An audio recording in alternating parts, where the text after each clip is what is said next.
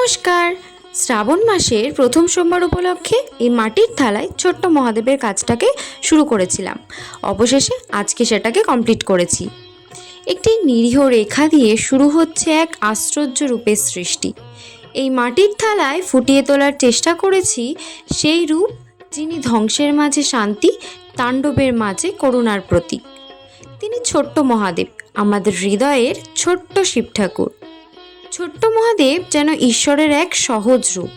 একটুখানি হাসি, একটুখানি দয়া, আর এক অফুরন্ত আশ্বাস। ভয় পেও না, আমি আছি। এই ছোট্ট মহাদেব আমাদের শুধু আশ্রয় নন, তিনি আমাদের প্রতিদিনের শক্তি। ভক্তি থাকুক হৃদয়ে, আর শিব থাকুন সব সৃষ্টির মাঝে।